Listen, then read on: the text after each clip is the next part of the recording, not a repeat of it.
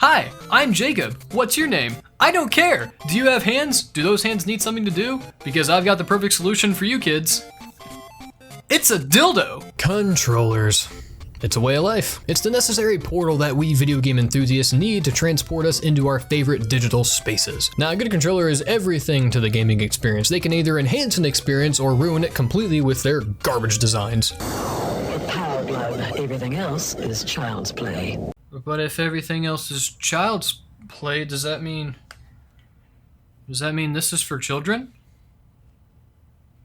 Does that mean that I'm a kid? 'Cause I'm not! So today I wanted to focus only on Nintendo's controllers because they're the ones that actually change a lot with each iteration of gaming, so I thought that would be interesting. Now, I'm not really going to be covering like the bizarre peripherals, like those weird boys. I'm mainly going to be focusing on the primary controller for each Nintendo system, so let's go! The NES controller, the one that started it all, this little rectangular piece of crap. I'm really not a fan of this thing, like it hurts my hand. It hurts my hand, Nintendo. Now I'm gonna give them the benefit of the doubt because, yeah, this was their first home console and they didn't have the years of user experience and design like they do now, but damn, this thing sucks! First off, let's talk about the button placement. The A and B buttons are just terrible. My thumbs don't naturally lay horizontally, so when I'm trying to play Super Mario Brothers and I want to run and jump at the same time, this is painful. Also, it kind of feels cheap. Just overall, it's like a slab of plastic with some buttons on it. I know it was kind of marketed as a toy, but it just, I don't like that. The one thing I do love about this thing though is its design. It is so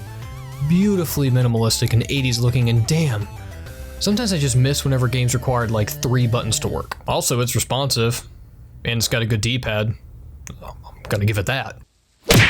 With the Super Nintendo controller, Nintendo, I think they heard the cries of help from people's hands that were being cut from the corners of the NES controller. Nintendo gave the controller some smooth curves, man, but that's not all they did. Oh no, they did much more. Just look at how clicky these buttons are. This 4-button layout has been in almost every single controller that has come out afterwards. The PS1, the PS2, the PS3, the PS4, the Xbox One, the Xbox 360, the other Xbox One. The list goes on, my friends. Nintendo also added L and R buttons this time around, which led to some major new levels of functionality. Did you ever feel like the original Legend of Zelda would be less of a pain in the schlong with 2 shoulder buttons? I know I would. And because of this, Nintendo stepped up their game with the ergonomics of the Super Nintendo controller. That's right.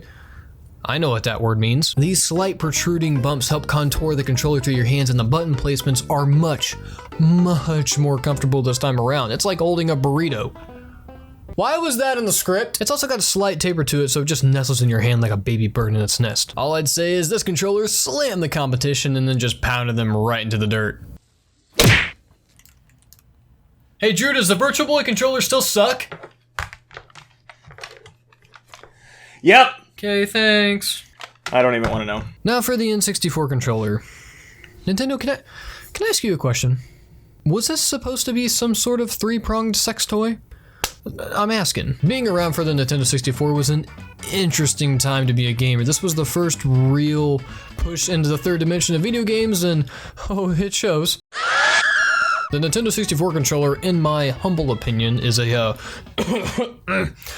steaming pile of hot, wet garbage, and I am perfectly okay with that staying in the past. Sure, it introduced the world to the analog stick, and some of the finest games of all time came with this, but this controller is one of the most uncomfortable pieces of molded plastic that I have ever placed into my smooth, girly hands. Let me talk about some of the good things this controller did really quick. It was one of the first controllers to have a trigger.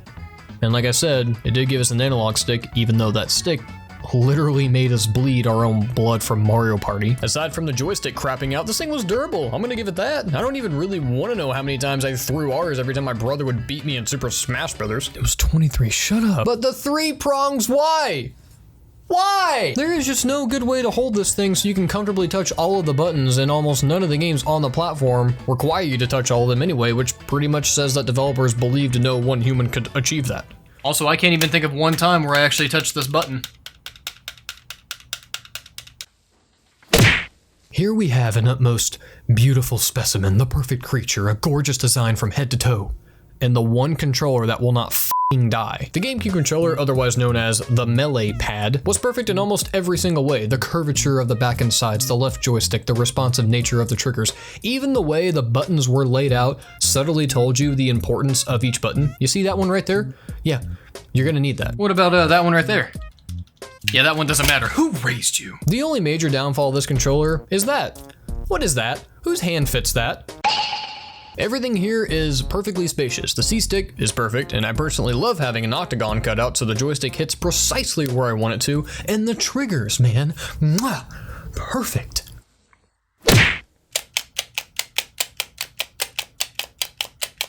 Oh god, what's happening? While this thing was a complete revolution at the time, I gotta be honest, I don't like this controller. This and the nunchuck, I don't think they're comfortable. I was never a huge fan of the Wagglefest for one. Like, I like having a traditional controller that requires two hands caressing its sweet body. Now sure, this did lead to some interesting control methods. I mean, say what you want about Metroid Other M, but I always thought that control method was actually kind of cool. But that's the thing, this control method works for some games, but for other games it just sucks. Playing Super Smash Bros. Brawl like this makes me just want to take the designers out to Taco Bell and then not let them use the bathroom for the next 2 days. It's not just that though, I hate what this thing did to the gaming industry.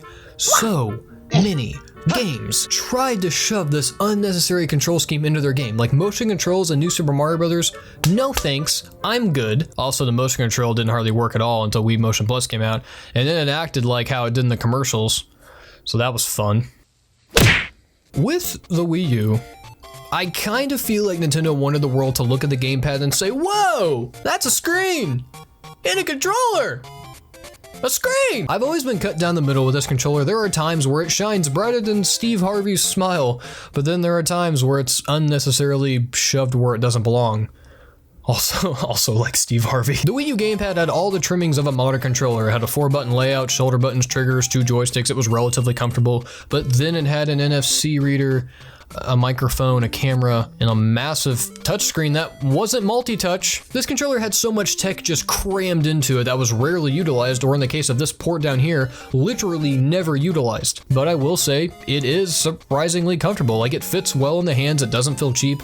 It is a little bit of a behemoth, but once you get used to it, it's pretty nice if I do say so myself. Nintendo intended for its tablet gimmick to catch on, and while some games use a second screen very well, most games just shoved a map down there or they really didn't use it at all, and I don't blame them. Pro Controller's great though. Now since there are multiple ways of playing the Switch primarily, I'm going to cover both the Pro Controller and the infamous little Joy-Con boys. The Joy-Cons suck. There, I said it. They're small, the triggers are unsatisfying to click, it sucks not having an actual D-pad, and oh my god, am I the only one whose Joy-Cons get like ridiculously smudgy? And I'm a clean boy. I don't know how this happens. But on the other hand, I love how sleek they are. The buttons are clicky, they're responsive. It's amazing in how accurate the motion controls are, and it's just outright incredible that they can each function as their own controller for so many multiplayer games.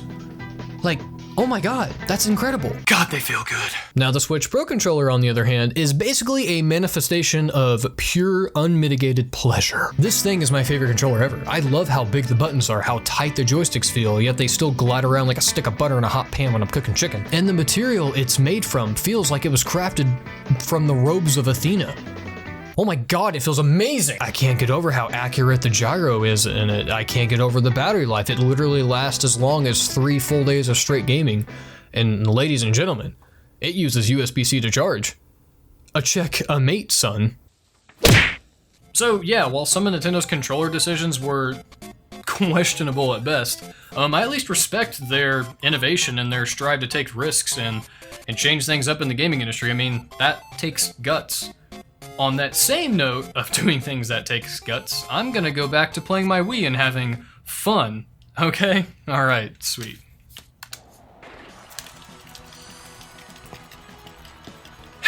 My parents wanted me to be an architect, but no.